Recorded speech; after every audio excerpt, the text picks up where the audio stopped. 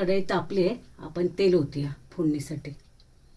तेल थोडं जास्त टाकायचं, एकदम पण जास्त नाही, कारण ही भाजी आपण वाफेवरच शिजवणार आहे. राई टाकूया आपण. तेल तापले.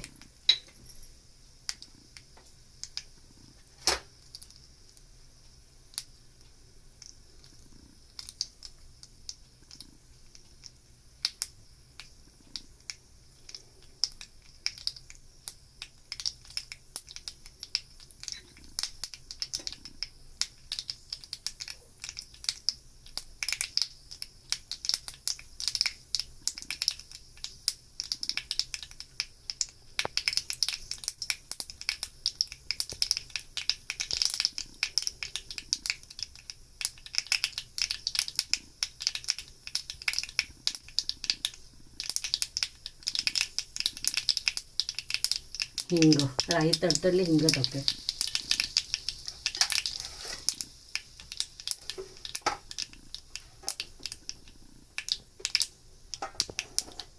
कढीपत्ता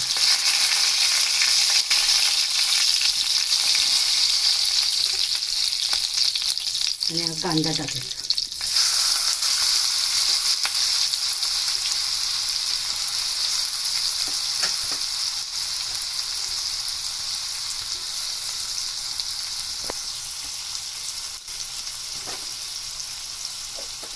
कांद्यामध्ये थोडंसं मीठ टाकूया आणि कांदा चांगला नरम करून घ्यायचा. थोडा वेळ परतायचा कांदा, 2-4 मिनिटं.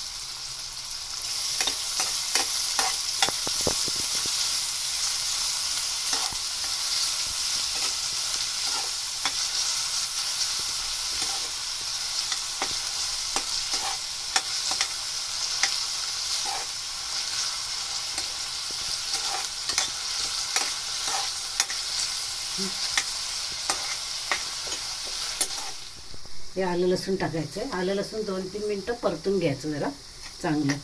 कच्चापणा त्याचा गेला पाहिजे आलं लसूणचा. चांगलं व्यवस्थित परतून घ्या.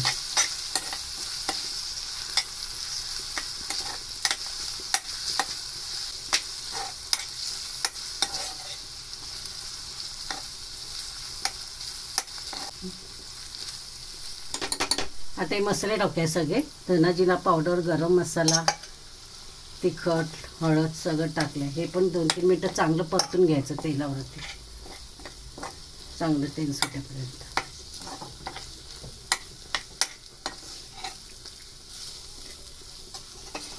थोडंसं पाणी टाका, मसाले करपणार नाहीत.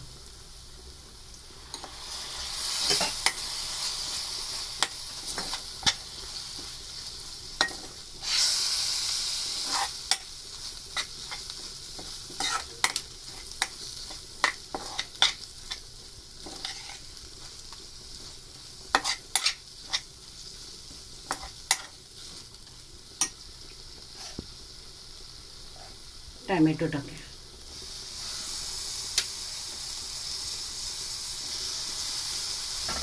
आणि थोडंसं मीठ टाका.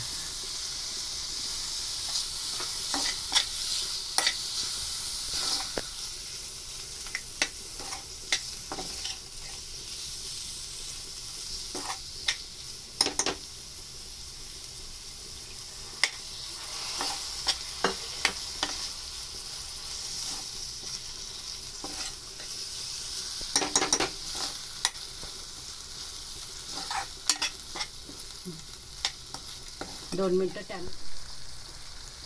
आता बटाटे टाकूया आणि वांगी टाकूया.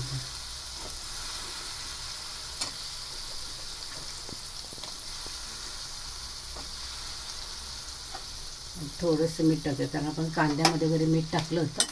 आणि भाजी चांगली परतून घ्यायची आणि वरती पाणी ठेवायचं.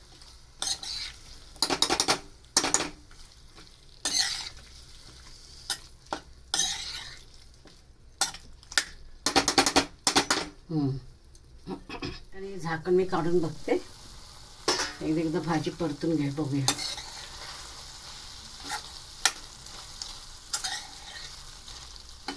शिजत आली थोडी.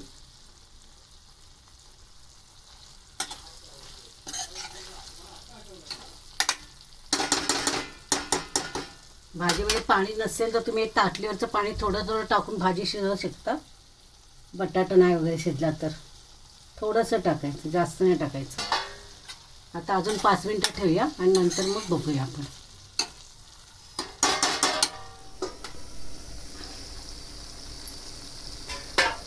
भाजी आता आपली शिजली आहे. त्याच्यामध्ये आता शेंगदाण्याचं कूट टाकूया.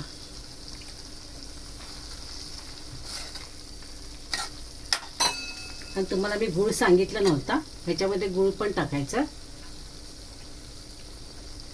आता 2 मिनटं भाजी अशी परतून 1-2 मिनटं परतून घ्यायची. एक थोडं झाकण ठेवते आणि नंतर वरती कोथिंबीर घालूया.